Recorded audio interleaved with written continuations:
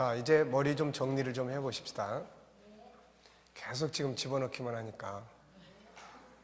자, 우리가 이번에 공부하는 주제가 뭐죠? 자유는 어디에 속한 분야죠? 네. 이 자유가 이루어졌던 것은 어디입니까? 자, 그래서 이게 자유가 망가지고 억압이 시작된 것은 어디예요? 네, 여기서부터 계속 억압이 시작이 되고, 억압이 커가는 과정은 어떻죠? 네, 태아부터 시작을 해서 성장하는 과정에, 그 다음에 사회 속에서 이게 이제 계속 억압이 커가는 겁니다, 이게. 그러니까 우리가 참 좋은 가정이라고 하는 것은 바로 뭐예요? 이 자유를 키워주는 쪽이에요, 이게. 자유. 막 아무렇게나 멋대로 살도록 내버려 둔다는 게 아니라 이 창세기 1장 27절에 좋은 자유를 경험하게 하고 부모의 대화나 가정 환경을 통해서. 근데 이제 역반응적 가정은 이제 그런 걸 못 하는 거죠, 이게. 계속 억압하고 계속 이제 자유를 박탈하고 뭐 이러다 보니까 계속 커가는 거예요. 이게 계속 커질수록 이제 어떻게 보면은 그 사람의 내면의 세계 속에서도 스스로도 자꾸 억압하는 이런 게 되고, 그 다음에 이게 자꾸 밖으로 나타날 때는 어떻습니까? 다른 사람들을 자꾸 억압하는 쪽으로 자꾸 이게 발전하는 거예요, 이게. 그러니까 이게 커가면서 그런 성품들이 나타나는 것들을 보면은 이게 그냥 되는 게 아니라 그런 과정을 거쳐서 만들어지는 것들이에요. 자, 그 다음에 이제 이 억압을, 이게 이제 사실 억압이 커지면 병이 되는 거예요. 그래서 우리가 이 심리적 질병의 단계를 우리가 몇 단계로 이야기를 했습니까? 5단계로 이야기를 했어요. 그래서 맨 처음에는 이제 감이에요. 감, 우울감, 기분 나쁜 감정, 억압의 감정, 이런 것들이에요. 그러니까 이때는 이제 어떻게 할 수 있습니까? 이제 바꾸면 되는 거예요, 자기가. 그래서 이때에 감정을 바꾸는 거, 전에 우리 이야기했었죠. 아까도 이야기했고, 감정을 바꾸기 위해서 정보를 바꾸고, 감정이 생기는 것은 어디에서 출발해요? 정보에서 오는 거예요. 그러니까 정보를 바꾸는 거예요. 내가 우울한 노래를 듣지 말고 좀 춤출 수 있는 노래를 듣는다든지, 어쨌든 희망적인 것들을 자꾸 들어요. 그 다음에 이제 2단계는 이 우울감에서 이걸 치료를 못하고, 전환을 못하고 이게 계속 가. 2주, 3주, 한 달, 2달, 3달. 그럼 이렇게 생각의 기능은 아까 얘기한 것처럼 어때요? 자꾸 눈덩어리처럼 커가는 거야, 이게. 그래서 생각의 병은 아주 치료하기도 쉽고, 그래서 어떤 대학생 하나하고 그런 부분들을 다루면서 뭘 이야기를 했냐면은, 그런 과거의 어떤 일들 때문에 지금 굉장히 힘들어 하는데, 그런 이야기예요. 생각의 병은 아주 쉽다. 안심을 주는 게 우선 필요해요. 그리고 실제로도 쉬워요. 생각만 바꾸면 이건 해결되는 문제예요. 그런데 그 생각을 바꾸지 않고 그 생각, 가만히 있고 그 생각이 계속 커지면 나중에 생각 속에서 현실이 돼버려요. 그게 망상이에요, 그게. 그러니까 그런 부분들을 우리가 이제 다루어 가는 거니까. 자, 그래서 이게 이제 계속 갑니다. 그러면 이제 병이 되는 거예요, 병이 되는 거예요. 처음에 우리가 처음 만나는 사람은 어때요? 만나기가 막 기뻐요? 꺼려져요? 우리가 나보다 더 높은 사람을 만나려고 하면은 어떻습니까? 긴장되고. 저도 초신자를 만나거나 그러면은 굉장히 긴장하죠. 혹시라도 말 잘못해가지고 떠나버릴까봐. 아주 조심하죠, 이게. 그러니까 처음에 대면을 하는 사람들은 어디나 다 긴장하는 거예요, 이게. 다 이게. 근데 이것이 그냥 내버려두면 어떤 선생님은 이런 사람도 있어요. 어떤 선생님은 학교를 갔는데 아이 하나가 자기를 계속 째려보는 거야, 이렇게. 근데 째려보는데 이때 선생님이 얘한테 물어봤든지, 무슨 일이 때문이냐고 물어봤든지 하면 되는데, 선생님이 그 아이의 째려보는 눈을 피했어요, 이제. 근데 이때부터 그게 스트레스가 되기 시작하는 거예요. 그래서 그 다음날 학교 가가지고 걔가 또 이렇게 째려보면 이걸 또 피하고, 그러다 보니까 나중에 학교 가려고 그러면 걔 생각이 딱 떠오르는 거예요. 그래가지고 이제 이게 대인 기피증으로 발전하는 거예요. 대인 기피증으로. 어떤 사람은 이런 사람도 있습니다. 그 여자분들에 대한 어떤 그런 부분 때문에인데, 그래서 이분들은 여자들이 모여 있는 곳에는 피하기 시작을 했어요. 그래서 나중에 이제 자기가 아파트 사는데 아파트 앞에 입구에 여자들이 모여가지고 몇 사람은 모여서 뭔 이야기하고 있으면 그 여자들 다 들어갈 때까지 기다리고 있는 거예요. 네. 이게 참 우리가 볼 때는 우스운 이야기인데, 그게 병세로 발전하는 사람들한테는 그게 굉장히 심각한 거예요, 이게. 그래서 나중에는 버스도 못 타. 나중에 사람들이 있는 곳은 전혀 못 가. 그래서 폐쇄 이제 이 상태 속에서 살게 돼요. 직장도 못 가죠. 이렇게 돼요, 이게. 참, 그러니까 그런 부분들을 하나님이 우리에게 인간관계를 잘 할 수 있도록 다 만들어줬는데, 어느 시점에서 어느 하나가 삐딱해졌을 때 그때 이제 이걸 치료를 해야 되는데, 그때부터 이걸 계속 커가니까 그런 상태가 오는 겁니다, 이게. 그래서 이제 그런 부분들을 우리가 이제 염두에 두고 이제 해야 돼요. 그래서 이제 이런 억압이 이제 병으로 발전하면 이제 1단계는 감, 2단계는 초기 병세예요. 이때는 본인이 내가 왜 이러지? 요즘 너무 힘들어. 이거 빨리 치료해야 되겠는데, 이런 단계예요. 그러니까 쉬워요, 이런 경우는. 그 다음에 세 번째 단계는 뭡니까, 이제 이게 좀 오래 가요. 그러면 이제 해도 잘 안 되니까 포기도 하고 무기력증에 빠지기도 하고, 해도 잘 안 되는데 뭐 이런 경우들. 그래도 이때는 충분히 의사소통이 되고 또 이야기를 해도 다 이제 듣고 또 해보려고 하는 이런 상태예요. 근데 이게 이제 4단계로 가면은 내가 하는 이야기는 내가 하는 그대로 하는데 그 사람 딴 이야기 해요. 그러니까 실컷 내 이야기 듣고 그 사람 자기 이야기 하는 거예요. 이게 엇박자예요, 이게. 내가 조언을 실컷 했는데 그 사람은 그런데요, 제가 어제 뭐 이렇게 하는데 너무 속상해가지고 자기 이야기 하는 거야, 이제. 그러니까 이런 엇박자인데, 그래도 이때도 시간이 많이 필요하고, 그래서 이때는 자주 만나야 되고, 자주 해야 되고, 그래요. 그래서, 그러려고 하다 보면 좀 가까이 있어야 되고, 이런 부분들이 있습니다. 그러니까 이제 자꾸 이제 우리도 일을 만들어주고, 뭐 이제, 그런데 우리도 그런 사람 중에 하나 실패했는데, 결국은 뭐 그쪽에서 포기하니까 우리도 포기하게 되고, 나도 그렇고 박 집사님도 그렇고 애를 많이 썼지. 그 친구가 피아노를 이제 공부를 전공을 한 사람이라 피아노를 자기가 가르치면서 할 수 있도록 해서 박호질 집사님이 또 그 사람 치료하려고 피아노도 또 배우러 다니고 막. 네, 교회 안에서. 네, 근데 결국은 이게 좀 가까이 있어야 되는데, 그런 사람은 매일 나와야 돼, 매일 나와서 여기서 자기 하는 일들을 해야 된다고. 근데 뭐 집이 우리 교회에서 굉장히 멀리 떨어져 있는 곳이 돼가지고, 그렇다고 이사 오라고 그래도 뭐 가정이 올 수 있는 상황도 못 되고, 그러니까 결국은 이제 포기했어요, 그쪽에서. 한참 했는데. 그 친구는 나이가 40이 넘었는데, 그 친구는 중학교 때부터 그런 현상들이 생겼어요. 그리고 그런 우울증 증세하고, 그 다음에 성격 결함, 성격적 문제예요. 소위 말하면 공주병, 이런 것들이 굉장히 현실하고 이게 안 맞아요. 그러니까 이런 것들을 진작에 다뤄주고 커갈 때 했으면 좋았는데, 그런 것들을 누가 생각지 못하다 보니까 여기까지 와버린 거예요. 그래서 지금 상태도 계속해서 결혼을 해야 된다, 자기는. 그러니까 그런 현장에서 돌파구로 시집을 갈 생각을 하는 거예요. 그래가지고 그야말로 괜찮은 남자가 자기를 데리고 가주면은 다 해결된다, 이런 쪽으로 지금 생각이 콱 맥혀 있는 거예요. 옆에서 부모가 볼 때는 참 답답하죠. 그런 사람 누가 데려갑니까? 그러니까 이런 부분들이 참 있어요. 그러니까 그런 정도가, 그런 자매 같은 경우는 4단계 정도 되는 거예요, 이게.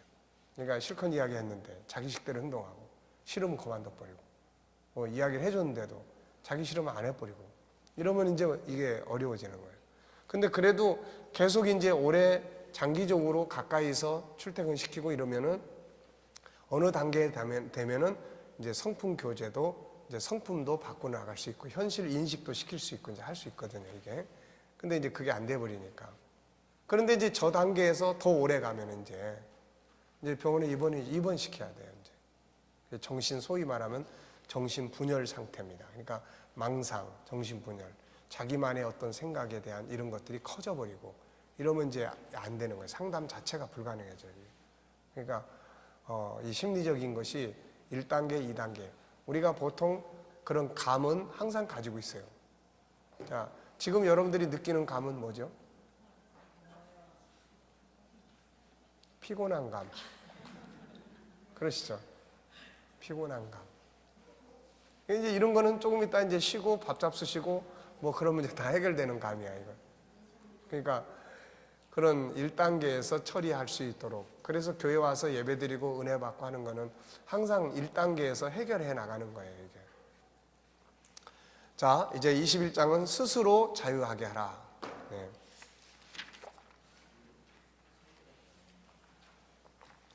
가장 무서운 것은, 세상에서 가장 무서운 학대는 자기가 자기를 학대하는 거예요.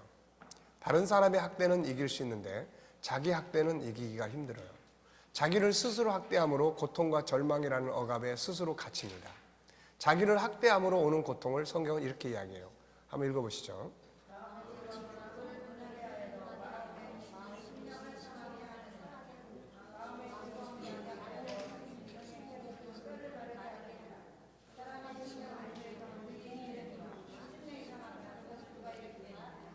네.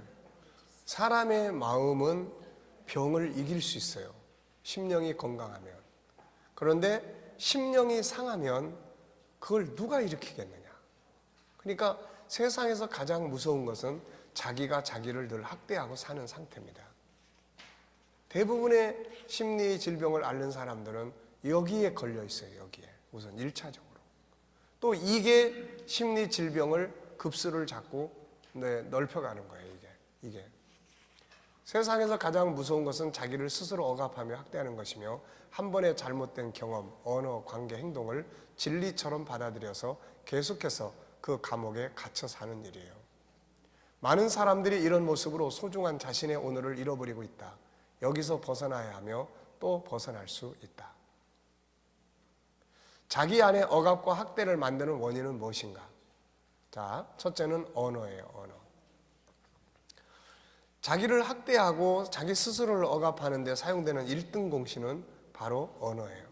언어는 사람을 감옥에 가두는 놀라운 효과를 발휘합니다. 부모의 위협적인 말은 자녀를 두려움의 감옥에 가둬버리고 바보 같다는 말은 자녀들을 무능력의 감옥에 가둬버려요. 그러니까 재능의 문을 닫아버리는 거죠. 자신을 억압의 감옥에 가두는 언어는 2가지의 소입니다. 첫째, 자기 자신의 말에 학습되어 정신적 감옥을 만들어요. 불행한 사람들, 심리적 질병에 시달린 사람들의 대화를 들어보면 이상하리 많지 언어가 잘못돼 있어요. 나는 내가 싫어요. 에이 바보같이 죽고 싶어. 뭐야 나는 왜 이렇게 안 돼. 큰일이야. 이제 다 끝났어. 자신의 말을 자기 뇌가 들어요. 언어 분야의 뇌세포의 98%가 내 말을 입력하고 내 몸의 세포들에게 그대로 전달하게 한다. 그래서 나를 그런 사람으로 움직이도록 세팅시켜주는 거죠. 우리는 이런 속담을 한다. 반말은 쥐가 듣고 낱말은 새가 듣는다. 그런데 이제 새로운 속담을 기억하자. 내가 하는 말을 내 뇌가 듣는다. 네. 내가 하는 말을 내 뇌가 들어요. 가장 무서운 것이 이것이다. 나는 무슨 말을 하고 사는가? 그 말대로 된다면 어떤 결과가 될 것인가? 그런 결과가 되기를 바라는가? 아니면 다른 결과가 이루어지길 바라는가? 다른 결과가 되기를 바란다면 우선 사용하는 말을 바꿔야 돼요. 사용하는 말을 바꿔야 됩니다. 자기 말이 자기를 불행의 억압의 감옥에 가둔다는 것을 기억하자. 억압하는 말을 쓰지 말고 자유하게 하는 말을 사용하는 것이 중요하다. 2번째는 남의 말이 나를 정신적 감옥에 가둬요. 무당의 말을 듣고 그 말에 생각이 묶였던 사람, 평생을 잘못 살게 돼요. 아까 이야기했죠. 아기가 태어나자 엄마는 무당을 찾아갔습니다. 그런데 무당은 엄마에게 이상한 말을 했어요. 이 아이는 여자로 살면 단명합니다. 남자아이처럼 키우세요. 이때부터 엄마는 이 아이에게 남자 옷을 입히고 남자처럼 키우기 시작합니다. 세월이 지났어요. 이 아이는 커서 노동자가 됐고 남자들처럼 술을 먹고 마시며 살면서 그의 인생을 망치고 말았어요. 잘못된 말에 억압을 당해 평생 남의 말에 종살이 했던 거죠. 부모의 말을 듣고 그 말에 생각이 묶여있는 사람, 평생을 무능력하게 삽니다. 사춘기에 접어든 어느 소녀가 있었다. 그 애는 손재주가 없어서 피아노를 제대로 치지 못했다. 그건 그 애의 그릇된 자아상 때문이다. 그의 부모는 그녀가 어렸을 때부터 피아노를 뚱땅거리면 이렇게 말하곤 했다. 너는 손재주가 없어서 큰일이야. 부모의 그런 말이 은연중에 그녀의 뇌리에 박혀 소녀는 자기 자신이 피아노를 칠 수 없는 애라고 믿고 있었다. 더불어 소녀는 재봉질 같은 일도 제대로 하는 것이 없었다. 그때 그녀는 이렇게 비관했다. 난 왜 이렇게 손재주가 없을까? 정말 한심하구나. 그녀의 자기 비판은 사춘기가 다 지나가도록 계속됐고 마침내 딴 분야로까지 확대되었다. 이를테면 손일뿐 아니라 밭일, 발일, 머리 쓰는 일까지 제대로 하는 일이 아무것도 없었다. 그녀의 자책하는 마음은 가슴을 계속 찔러댔다. 무슨 일을 하든지 그녀의 마음속에는 항상 그런 공포가 자리 잡고 했다. 그럴 때 그녀는 나를 만나게 되다. 이때 내가 그녀에게 해준 말은 별게 아니다. 그거 자신을 가장 잘하는 사람은 오직 자기 자신이며 부모도 잘못을 범할 수 있다는 거. 남의 말을 무조건 너무 맹신해서 안 된다는 거. 그리고 자기 확신을 굳건하게 가지고 강하게 밀어붙이면 반드시 자신의 소망을 이룰 수 있다는 것 등을 이야기해 줬을 뿐이다. 그녀는 이때 내 말에 굉장히 큰 충격을 받았다. 그리고 자신의 두 눈을 번쩍 뜨게 된다. 어른이 된 지금 그녀는 피아노를 잘 친다. 요리도 잘하고 재봉질도 매우 잘할 수 있다. 그래서 성경은 이렇게 말씀한다. 전도서 7장 21절 다 같이 읽어보세요.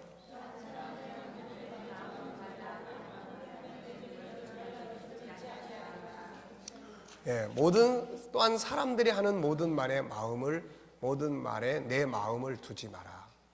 감옥에 갇혀있지 말라는 거예요. 그런데도 불구하고 우리는 남의 말 한마디에 기운을 쏙 빼놓고 남의 말 한마디에 흥분하고 남의 말 한마디에 밤새도록 잠 못 자고 이런 거예요. 그래서 전도서 7장 21절을 계속 암송하고 외치는 것, 이게 아주 중요합니다.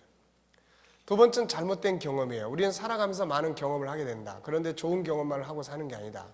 나쁜 경험, 아주 안 좋은 경험, 실패의 경험들을 하게 되죠. 그런데 문제는 실패가 좋지 않은 경험으로 뭐가 되는 거예요? 학습되는 거예요. 그러니까 이번에 실패했지만 다음에는 성공할 수 있어 라고 하는 이거를 가져야 되는데 지난번에 해서 안 되니까 또 해도 안 돼. 다른 사람도 그렇게 이야기할 때가 있어요. 야, 너는 뭐 맨날 해도 되는 게 있냐? 뭐 이런 거예요. 그래서 그런 말들 조심해야 됩니다. 학습 때 평생 그 잘못된 감옥에 매여 살아요. 상처받은 경험, 어떤 일에 대해 실패한 경험, 무섭고 두려운 경험, 이런 것들은 항상 나를 그 안에 가둬둬요. 그래서 오늘의 삶을 살지 못하고 내일의 삶을 만들지 못합니다. 어떤 사람 이런 경험들 있죠. 짜장면 먹다가 체했어. 그 뒤에 짜장면은 싫어. 왜? 짜장면은 먹으면 체해. 학습이 돼 있는 거예요. 그럴 땐 어떻게 해야 되죠? 짬뽕 먹어? 네. 그때는 어떻게 해야 되느냐? 짜장면을 또 먹는 거야. 그까짓 거 체하면 체하지 뭐. 그리고 그때는 내가 기운이 없으니까 체할 수도 있는 거지 뭐. 또 먹어. 먹어서 짜장면은 안 체한다고 하는 걸 경험을 해야 돼. 네. 그러니까 짜장면을 먹어 체했는데 그 다음에 또 짜장면 싫어. 먹으면 또 체할 거야. 그 다음에 또 싫어. 평생 이제 짜장면 못 먹어 이제. 네. 그러니까 이게 그런 그 강박관념 이런 거 치료하는 건 행동 치료는 부딪혀 보게 하는 겁니다.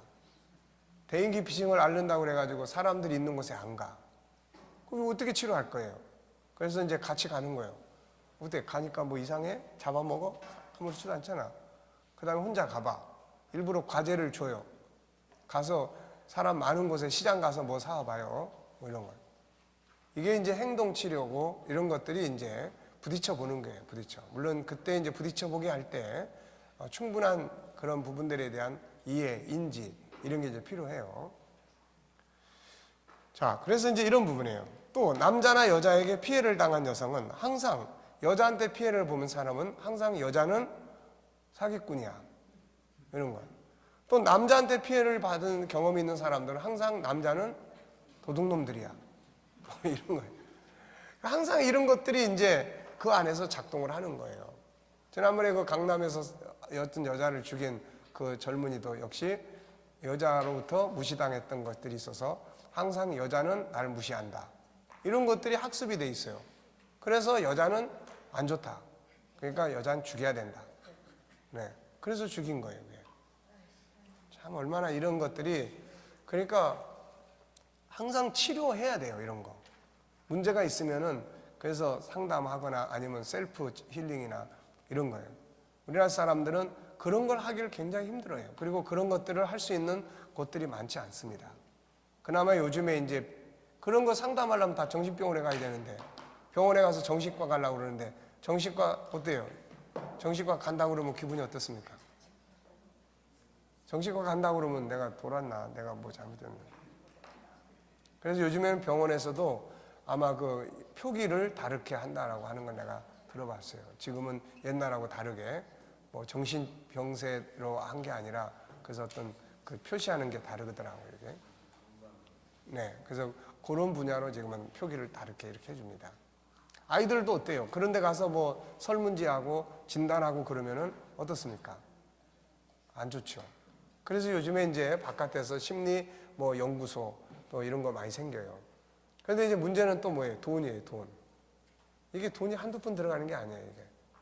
그래서 사람들이 심리 질병을 계속 안고 살고 또 말하는 거 꺼려하고, 그래서 이런 공부가 그래서 필요해요. 이 G7을 존귀함의 영역, 저희도 거의 1년 동안 공부를 했습니다만은 대만에 갔을 때도 그 존귀함의 영역 이런 것들을 통해서 나타난 결과들을 보면 우울증이나 심리치료 또 자기 자존감을 높이는 이런 데 아주 탁월한 효과를 가지고 있어요. 그러니까 꼭 나는 지금 자존감이 낮으니까 상담해 주세요. 이러면 벌써 심리적으로 부담스러워요, 이게. 딴 사람이 내 걸 다 알고 있다는 거예요. 이런 공부를 통해서 그런 게 해결되는 거예요. 지금도 우리가 이제 화요일 날 그 팀을 하나 지금 또 구성을 했는데 여기에 제일 열심인 분이 누구냐면은 존귀함의 영역을 통해서 자기 자존감이 높아졌고, 그리고 자기가 지난번에 한번 이야기를 했었죠. 결혼을 딱 하고 나서 아, 내가 결혼 잘못했구나. 이런 판단이 딱 서서 남편하고 사이 안 좋아지고, 그러다 보니까 자식들 때문에 살긴 사는데 그 자식들 관계도 나빠지고, 나중에는 자식들하고 서로 그런 어떤 소통도 안 되고, 이런 분이 자기도 싫고 그런 우울함감 이런 것들을 한데 이 과정을 공부를 하면서 자존감이 높아진 거예요. 자존감이 높아지고 또 남편에 대한, 그리고 가족관계, 그리고 여기서 가르치는 말들을 하기 시작을 해요. 그러다 보니까 거기다 이제 그날 자기가 간증하면서 많이 울더라고요. 많이 울면서 자기는 이 공부 때문에 너무 감사하다고. 그래서 결국은 지금은 마지막에 그런 일을 하는, 이야기를 하는 거예요. 그렇게 멀어졌던 딸이 자기 가까이 다가오고 있어서 자기 너무 감사하다. 이제 이런 것들이에요. 그래서 이분이 아주 제일 열정적으로 G7을 이제 하자고 지금 그러고 있는 거예요. 그래서 화요일 날 그럼 하자고. 그래서 그때 전우들을 다시 모아가지고 그때 공부했던. 그래가지고 그렇게 지금 하고 있습니다. 그러니까 이게 이제 옆에서 그런 걸 상담을 통해서 하면 벌써 부담스러워요. 목사님이 내 사정을 다 알고 있고 이런 것 때문에. 그래서 사실은 내 교인을 내가 그런 가정 문제를 이거 상담한다는 게 목사도 굉장히 부담스러워요, 이게. 네, 왜냐하면은 나중에 상담 다 해놓고 나서는 이제 자꾸 부담스러워 하니까. 그래서 옛날에 이제 그런 것 때문에 떠나버린 성도들도 있어요. 그래서 이게 상담도 이게 함부로 막 할 일이 아니다, 이거. 결국은 실컷 해놨는데 나중에 원만해지니까 목사님 전 가겠습니다. 왜요? 그랬더니 우리 남편이 목사님이 자기 사정을 너무 다 잘 알고 있어서 교회 오는 게 너무 부담스럽다는 거예요. 이러면 상담 괜히 했잖아요. 네. 일반 상담소 같으면 상관이 없는데 교회는 이제 그런 문제가 있어요, 이게. 그래서 제일 좋은 방법이 이런 치유의 과정을 공부를 하게 하는 거예요. 그 공부를 통해서 자기들끼리 치유가 되고 공부하면서 치유가 되는 거니까 이건 큰 부담이 없는 거죠, 이게. 네. 그래서 특히 지금 우리가 기본 교육과정으로 하는 존귀함이나 모양의 다양성이나 이런 것들은 굉장히 자기 셀프 힐링에 큰 도움이 되고 있어요. 네. 자, 그 다음에 이제 잘못된 지식이나 정보입니다. 우리가 읽는 책이나 만나는 사람들을 통해서 듣게 되는 정보들. 지금 이야기가 그런 이야기예요. 결국은 어떤 책을 보고 어떤 내용을 하느냐에 따라서 달려 있습니다. 자, 어떤 사람이 있습니다. 이 사람도 이제 와서 상담을 한 사람 중에 하나인데 그 사람을 상담해 보니 세상을 온통 부정적으로 보고 있어요. 세상을 그렇게 보는 이유가 뭔지 물었습니다.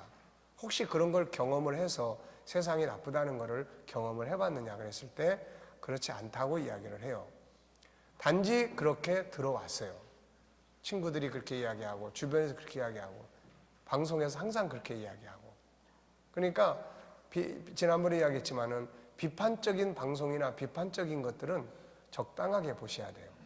그걸 계속 보면 그 사람이 아니고 사람이 바뀌었는데도 뭐가 있습니까? 내 안에는 비판적인 능력이 커져버려요. 이게 이 사람은 분명히 비판을 하는 게 맞아요. 그런데 이걸 계속 보다 보면 대상이 바뀌었는데도 저 사람도 나쁜 사람이야.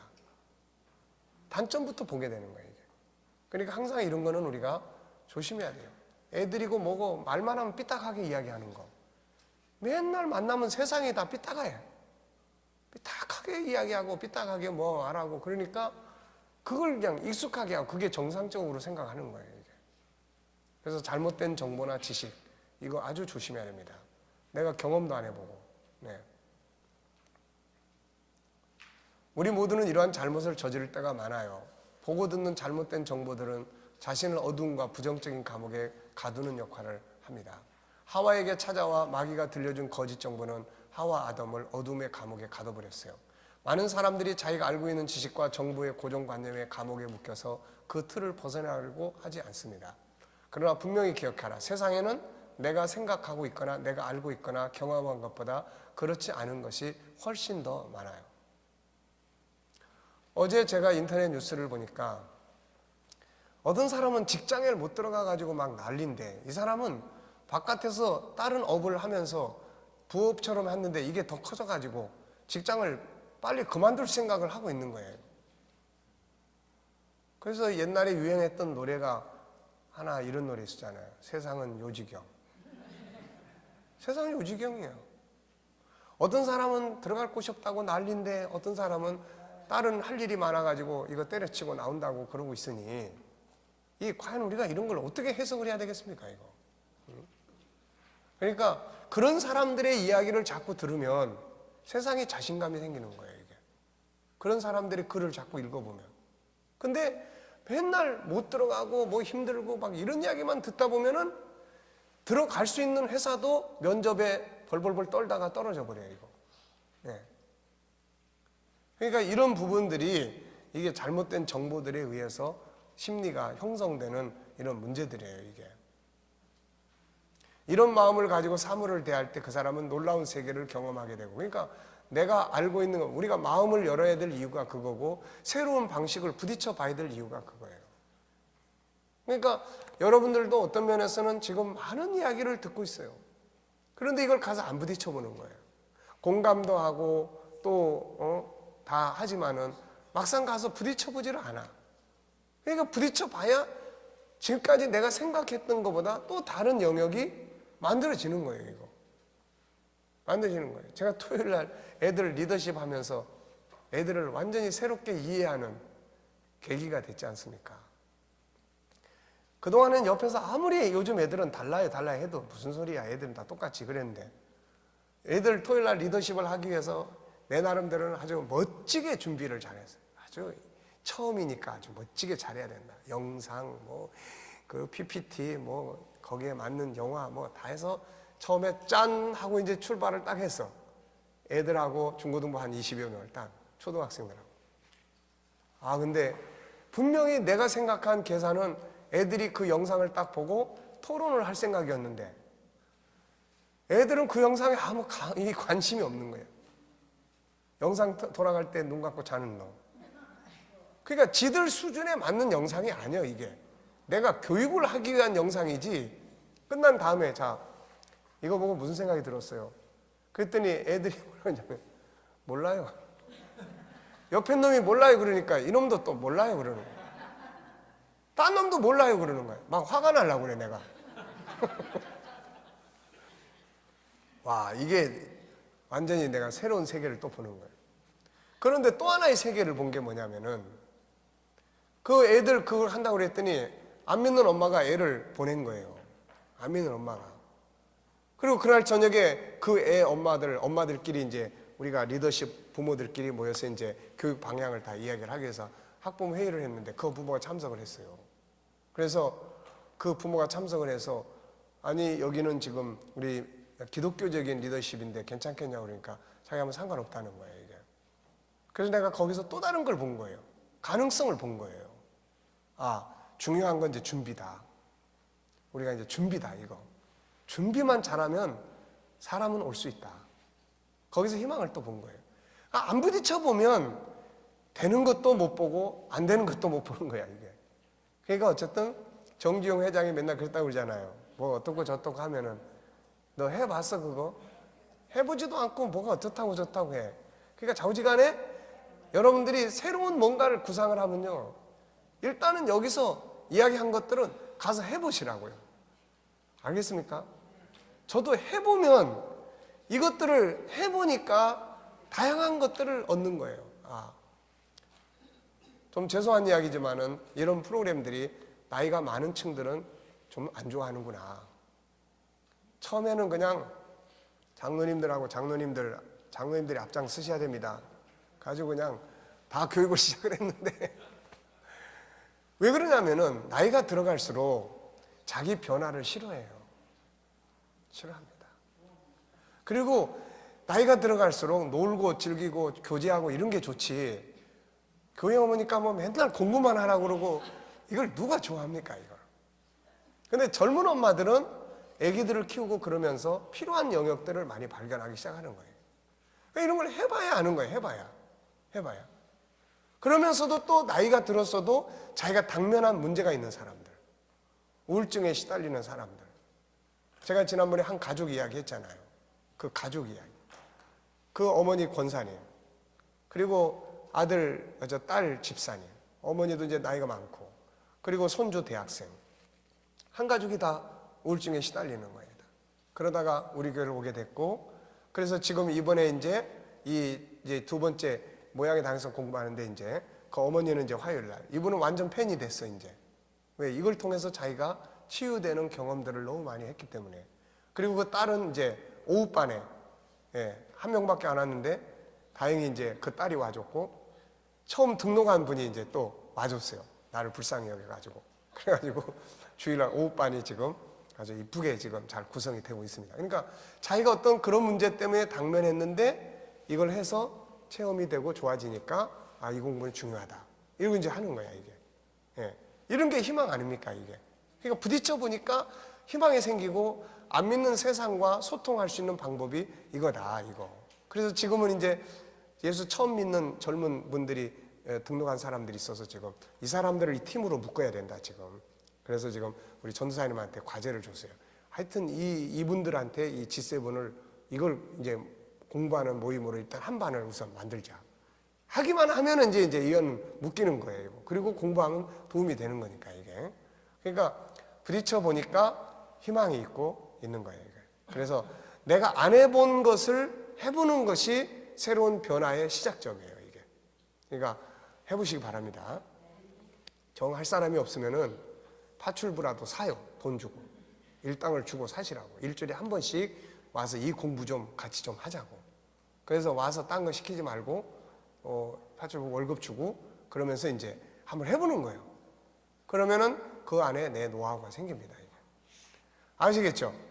그래서 넓다. 잘못된 지식이나 정보 이런 거. 자, 우리가 아는 것보다 세상은 훨씬 더 넓고 우리가 모르는 영역이 아는 영역보다 훨씬 더 넓어요. 그리고 답이 없는 게 아닙니다. 우리가 지금 교회가 뭐 아무리 퇴보하고 어쩌고 다 해도 답이 없는 게 아니에요. 우리가 그 답을 찾아서 시도하고 우리가 프로가 되고 노련해지면 다 있습니다. 그러니까 그런 것들을 우리가 이제 잘 배우고 훈련하고 프로가 돼야 돼. 일단은 프로가 돼야 돼요. 이게 뭐 어설프게 아마추어가 돼가지고는 이게 뭐 안 됩니다. 프로가 돼야 돼요. 이거. 그래서 앞으로 이 G7도 프로들이 나오셔야 돼요. 여러분들이 이제 프로가 돼야 됩니다.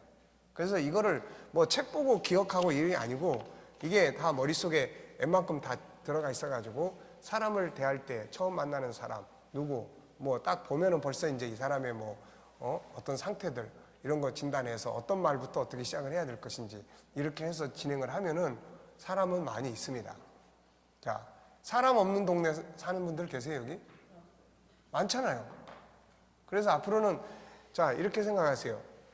한번 따라 합시다. 내 고객은 많다. 네. 우리 장인 어른이 옛날에 교회 처음에 이제 시작하실 때 내가 가면은 맨날 그런 이야기 했어요. 요즘 손님은 많은가? 손님은 많은가?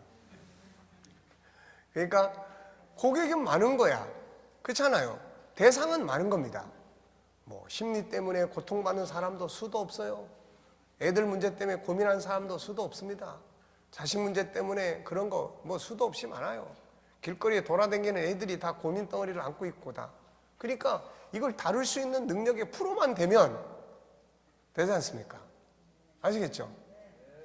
그 지금 프로의 시작점이 지금 이렇게 공부하는 거고, 공부만 한다고 프로가 됩니까 이거?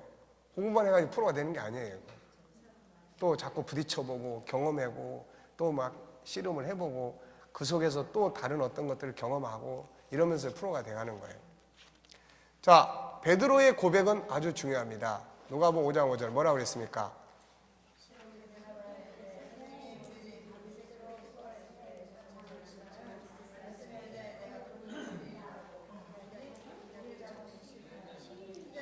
네, 앞부분은 뭐예요? 자기 경험이에요. 자기 경험. 뒷부분은 뭐예요? 그거 버리고 그대로 하겠다는 거죠. 네.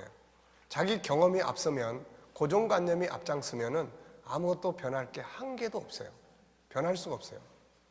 베드로는 어부로서 자신의 지식, 체험, 경험들을 모두 버리고 주님이 제안하신 새로운 정보를 받아들이기로 결심하고 행동한다. 그랬을 때 그는 자기 경험과 지식을 뛰어넘는 경험을 합니다.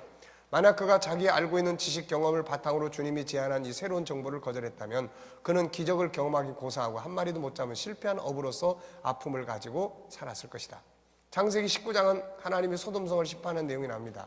이 심판의 정보를 들은 롯은 자기 사위들에게 가서 알려주지만 그들이 가지고 있던 지식과 경험의 고정관념은 뭐예요? 하늘에서 불이 내려와? 그 말도 안 되는 소리 아니에요. 고정관념이에요 이거. 그래요?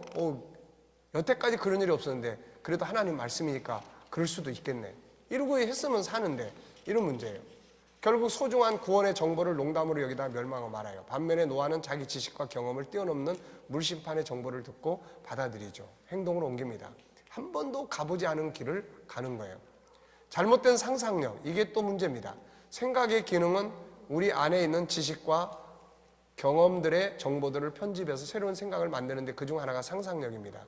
이것이 좋게 발휘하면 위대한 아이디어 창의력을 만들어내지만 잘못된 방향으로 상상력이 발전하면 심리 질병이 되고 인생을 망치게 돼요. 망상증. 때로는 이 잘못된 상상력은 눈덩이처럼 불어나서 한 발자국도 앞으로 나가지 못하게 합니다.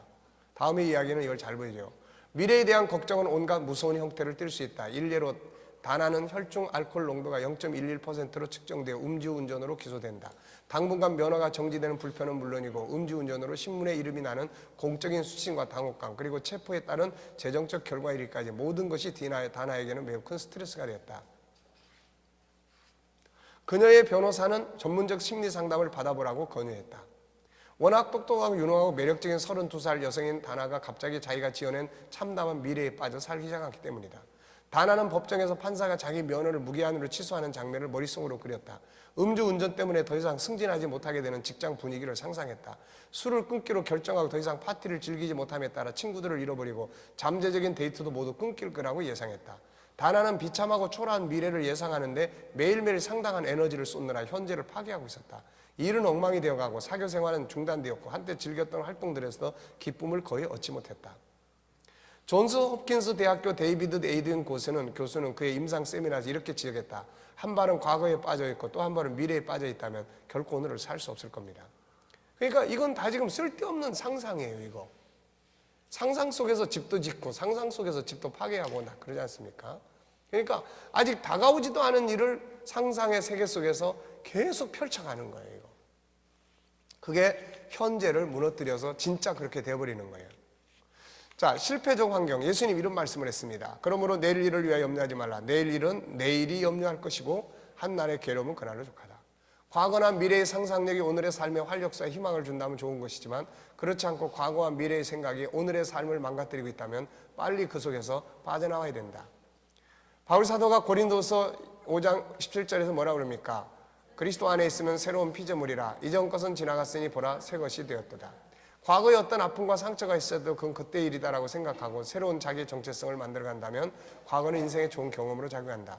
그러나 이것을 크나큰 아픔으로 늘 생각하고 그것만 생각하면 마음이 상하고 이것이 또 학습이 되어 또 생각하고 속상해하고 산다면 이것은 그를 망치는 정신적 감옥이 될 수밖에 없다. 이런 사람들은 반드시 바울이 말한 위의 말씀을 생각해야 돼요. 이걸 계속 외워야 돼요. 외쳐야 됩니다. 지난날 아픔과 고통의 현장 혹은 성공한 그 자리에 때로는 자신의 잘못된 습관에, 잘못된 언어들에, 잘못된 지식과 정보에 매여 잘못된 상상력에 머물러 있다면 이는 심각한 정신세계의 감옥에 자신을 가둬두는 일이다. 그래서 상담을 하면서 분석을 해서 지금 그런 상태가 된 원인이 어디에 있죠? 혹시 누가 어떤 말을 에게 들었나요? 아니면 어떤 상처의 경험이 있나요? 이런 것들을 이제 분석을 해서 그것이 잘못되었거나 또 좋은 경험으로 승화시킬 수도 있다고 하는 이런 것들을 인지시켜 주는 거죠. 생각을 바꿔주는 겁니다.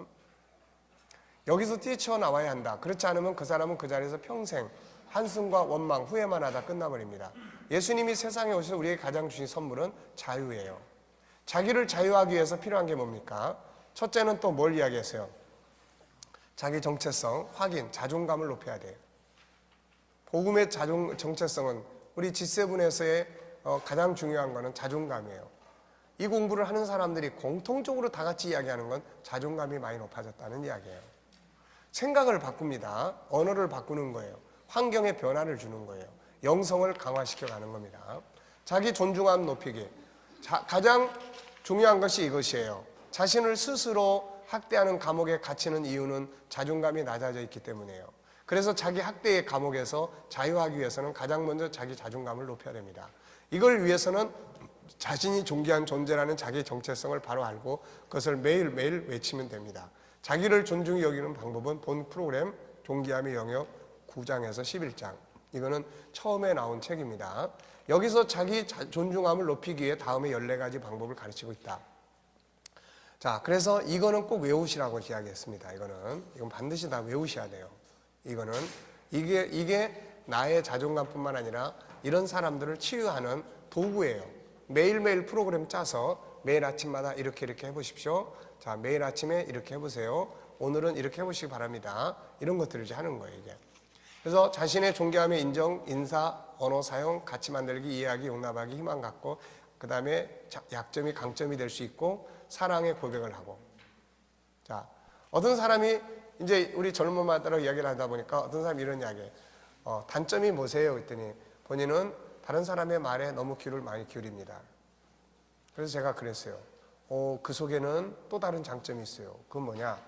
많은 정보를 들을 수 있습니다. 그러니까 약점이라고 해서 몽땅 다 약점이 아니에요. 약점은 또 다른 장점이 될 수 있어요. 또 다른 장점이 될 수 있습니다. 빌 게이츠는 자기의 업무를 세밀하게 처리해야 될 업무는 어떻게 보면 제일 게으른 사람한테 맡긴다고 그래요. 왜 그러냐면은 동작은 빠르지 못하는데 세밀하게 한다는 거죠, 이게. 그러니까는 약점은 또다시 강점이 될 수가 있고 강점이라고 해서 약점이 없는 게 아니에요. 그거 잘못 쓰면은 또 다시 약점이 되는 거예요. 이런 부분들을 이제 높이는 겁니다, 이게. 사랑의 고백, 위로. 여기 위로할 때 항상 위로하고 격려하고 자기 칭찬. 꼭 이거. 여기다 그거 넣으세요. 자기 칭찬. 최소한 하루에 3가지 이상, 5가지 이상 자기 칭찬할 거 찾아내라는 거예요. 자기 찾아내야 돼요. 치료할 때 이게 자기 잘하는 게 없다고 생각하기 때문에 자기 학대하는 거고 자기 잘하는 걸 그래도 칭찬받을 만한 일들을 예를 들어서 어떤 사람을 이제 상담하면서 이걸 이야기를 했는데 아유 저는 오늘 아무리 생각해봐도 잘한 게 하나도 없어요. 그래서요? 내가 볼 때는 오늘 무사하게 지내셨는데 이것도 엄청 잘한 겁니다. 잘하셨기 때문에 오늘 무사히 지난 거예요, 이거. 그러니까 듣고 보니까 그렇네요. 그러니까 이런 것들이 자기의 자존감을 상승시켜줘요, 이게. 네. 그래서 자기를 가두는 감옥에서 나도 잘하는 게 있구나. 그리고 그런 걸 생각할 땐 기분이 좋습니다, 이게. 그러니까 아무것도 아닌 것 같지만 그렇게 하는 거예요. 이 주제를 하루에 10회 이상 암송화 행동해보라. 자, 생각을 바꾸는 겁니다. 모든 것을 보는 눈을 바꿔라. 어떤 사람은 비가 오면 에이 또 비가 오는군이라고 하고 어떤 사람은 와 단비가 내리라고 하고 에이 또 비가 오는군 이렇게 말한다고 달라지는 거 없어요. 이런 말은 비에도 구름에도 바람에도 아무런 영향을 미치지 못합니다. 이왕이면 뭐라고 이야기하는 게 좋아요? 와 단비가 내리네. 이게 좋은 거예요. 이렇게 하면 기분도 좋아지고 상쾌해지며 실제로 몸도 따뜻해집니다. 어떤 이들은 장미에 가시가 달렸다고 불평합니다. 이곳은 도대체 왜 맨 가시만 있어요? 어떤 이들은 가시나무에 장미가 핀다고 기뻐합니다.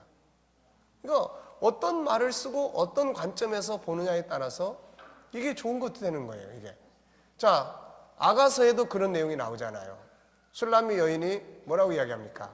나는 뭐라고 이야기해요? 아무데나 피어있는, 나는 아무데나 피어있는 백합화입니다. 보잘것없는 존재라는 거죠. 들백합화, 아무데나 피어있죠. 그랬더니 솔로몬이 뭐라고 말합니까? 너는 가시나무의 백합화다. 가시나무들만 있는 곳에 백합화라는 거예요. 그러니까 이 어떤 단어와 어떤 표현을 하느냐에 따라서 이게 참 놀라운 그런 상황들이 되는 거예요. 어떤 사람은 위기라고 하고 어떤 사람은 그거를 뭐라고 그럽니까? 기회라고 해요. 어떤 사람은 문 닫는데 어떤 사람은 그 옆에서 새로 시작합니다. 네. 사물을 관찰할 때 약간만 방향을 바꿔도 보는 사물에 대한 생각이 달라집니다. 생각은 상황과 장소와 대상과 위치와 내 형편에 따라 달라져요. 고정관념의 감옥에서 나오기 위해서는 생각 바꾸는 훈련을 많이 해야 돼요. 그래서 이 부분은 우리가 생각을 훈련하기 위해서 52과나 되는 긴 내용을 우리가 공부를 했어요. 이 책들을 잊어버리신 분들은 하나도 바뀌는 게 없겠지만 그 속에 있는 내용들을 생각하는 훈련들을 많이 해요. 이렇게 해보고 저렇게 해보는 분들은 지금쯤이면 정말로 생각을 다양하게 할 수 있는 능력을 갖출 수가 있어요. 이게 언어를 바꾸는 겁니다. 억압하던 말들을 모두 버리고 자기를 자유하게 하는 말을 사용해요. 에이 바보야가 아니고 나는 하나님을 닮은 능력 있는 사람이야. 뭐 이렇게 되는 일마다 안 돼 라는 말보다는 좋은 경험이네. 무엇보다 사용하는 언어를 바꾸는 것이 자기를 정신적 감옥, 억압에서 자유하게 하는 아주 중요한 길이에요. 그래서 에베소 4장 29절에는 더러운 말은 입 밖에도 내지 말고 오직 덕을 세우는데 소용되는 대로 선한 말을 하여 듣는 자들에게 은혜를 끼치게 하라. 그러면 이제 선한 말들은 무슨 말이고 이런 것들을 또 배워야 되잖아요. 그래서 이제 다음 이 과정 뒤에는 언어 교실, 언어에 대해서 공부를 합니다. 환경에 변화를 줘라. 어느 날 저녁 아리스는 몹시 피곤한 몸을 이끌고 간신히 집으로 돌아왔다. 그녀는 몹시 지쳐서 두통도 나고 등도 아팠다. 그녀는 저녁 식사도 하고 싶잖아 곧장 침대로 갔다. 그녀가 잠을 자려고 하는데 어머니가 몹시 간청을 하는 바람에 간신히 몸을 추스르고 식탁 앞에 앉았다. 그때 갑자기 전화벨이 울렸다. 아리스의 남자친구로부터 온 무도의 초대에 전화했다. 그 순간 그녀의 눈동자는 별처럼 빛났고 그녀의 몸과 마음은 나는 새처럼 몹시 가벼워졌다. 2층까지 단숨에 뛰어올라가 푸른 야외복으로 갈아입고 곧장 무도에 나갔다. 그녀는 새벽 3시까지 그곳에 춤을 추고 집에 돌아왔지만 결코 조금도 피곤하지 않았다. 오히려 그녀는 너무나 즐거워서 잠이 오지 않았다. 정말 아리스는 8시간 전에 그렇게 피곤했던 게 맞는가? 그때는 극심한 피로로 몹시 지쳐 있었다. 그리고 자기 일이 지긋지긋했다. 심지어 자신의 인생 자체에 대해서 몹시 실증을 느꼈을 것이다. 그런데 겨우 몇 시간 후에 이렇게 바뀌어버린 거다. 뭐가 바뀌어서 그런 거예요? 정보, 환경이 바뀐 거예요. 환경을 바꾼 거예요. 정신적 감옥에서 나오기 위해서는 환경의 변화를 줘보라. 만나는 대상, 주변에 보고 듣는 모든 정보, 삶의 스타일 등에 약간만 변화를 줘도 억압에서 자유를 얻게 됩니다. 영성을 강화시켜라. 말씀 암송과 묵상에 집중하고 부르짖는 기도에 집중하라. 성경이 이렇게 말씀했어요. 진리를 알지니 진리가 너희를 자유케 하리라. 내면의 자유를 누리라. 사실 외부적 노예보다 정신적 노예가 더 큰 문제예요. 이스라엘 백성들이 애굽의 노예로 살았는데 더 큰 문제는 그들은 육체적으로만 노예가 아니라 이미 정신적인 면에서 애굽의 노예가 다 돼버렸어요. 결국 이것 때문에 그들은 실패하고 맙니다. 애굽의 종교, 애굽의 문화, 음식, 애굽의 종살이 익숙해진 삶 등 요셉처럼 육체적으로는 노예가 됐지만 내면의 세계, 정신, 삶에서는 자유해야 한다. 다음에 사람들 역시 이걸 잘 보여주겠다. 빅터 프랭클린 이야기. 프랭클린은 프로이드 심리학을 배우며 자라난 운명론자다. 즉 그는 어린 때의 사건들이 인간의 성격과 성품을 결정지어 개인의 삶 전체를 기본적으로 지배한다는 프로이드 학설을 신봉했다. 이 학설에 의하면 우리의 삶의 범위와 기준은 이미 정해져 있기 때문에 근본적으로 우리 스스로는 이것에 대해 어쩌지 못한다는 것이다. 프랭클린은 정신과 의사이자 유태인이다. 그는 나치 독일의 유태인 수용소에 갇혔을 때 우리의 상식으로는 상상조차 할 수 없을도록 비참하여 말만 들어도 전율하게 되는 일들을 경험했다. 그의 부모, 형제와 부인은 수용소에서 죽거나 가스실로 보내졌다. 여동생을 제외한 모든 가족이 몰살당한 거다. 프랭클 자신도 언제 가스실로 보내질지 아니면 죽은 이들의 시체와 죄를 채우는 구원된 사람 중에 끼일지 일순간의 앞도 전혀 모른 채 고문과 이루 말할 수 없는 모욕으로 고통을 받았다. 어느 날 그가 작은 감방에 홀로 발가벗겨진 채로 있을 때 자신이 후에 인간이 가진 가장 마지막의 자유, 나치들도 빼앗아갈 수 없는 라고 명명한 상태를 자각하기 시작했다. 마음의 자유를 만들기 시작한 거예요. 나치들은 그의 주변 환경 전체를 통제하고 원하는 대로 그의 육체를 다룰 수 있지만 빅터 프랭클은 자신의 상태를 관찰자의 입장에서 바라볼 수 있는 자아식 할 수 있는 사람이 되었던 것이다. 그의 기본적인 아이덴티티는 그대로였으나 수용소의 모든 일들로 영향받고 안 받고의 여부를 자기 마음대로 결정할 수 있었던 것이다. 그는 자신에게 일어나는 것, 즉 자극과 그것에 대한 반응 사이에 바로 그 반응을 선택할 수 있는 자유, 권한을 가진 거다. 그는 마음의 눈을 통하여 강의실에 서 있는 자신을 들여다보고 자신이 강제 수용소에 있는 동안 지독한 고문을 통해 얻은 교훈을 학생들에게 가르치는 모습을 상상하게 돼요. 그것이 내면의 자유를 가져온 거예요. 기억력과 상상력을 이용하여 정신적, 감정적, 도덕적인 각종 분야를 생각하며 처음에는 작고 겨우 싹튼 정도의 자유를 점점 크게 만들어 마침내는 그를 수감하고 있던 나치 감시자들보다 더 많은 자유를 얻게 되었다. 나치들은 그보다 더 많은 육체적 자유와 환경의 선택권이 있지만 프랭클은 이들보다 더 많은 참된 자유의 선택을 마음대로 행사할 수 있는 것보다 더 큰 내적인 힘을 가질 수 있었다. 그는 주위에 있는 동료 수감자뿐만 아니라 몇몇 감시병도 감화시켰다. 그는 또 다른 삶들로 하여금 사람들로 하여금 수감 중에 받는 고통의 의미와 인간으로서의 존엄성을 찾을 수 있도록 도와줬다. 프랭클은 상상할 수도 없는 가장 치욕적인 상황에서 자아의식이라는 인간의 천부적 능력을 사용하여 인간의 본성에 대한 기본적인 원칙은 자극과 반응 사이에는 선택할 수 있는 자유, 선택의 자유를 내가 가질 수 있다는 거죠. 선택할 수 있는 자유에는 인간만이 갖고 있는 천부적인 상상력을 가지고 있다. 이것은 우리가 현실을 떠나 마음속에서 뭔가를 만들어내는 능력을 말한다.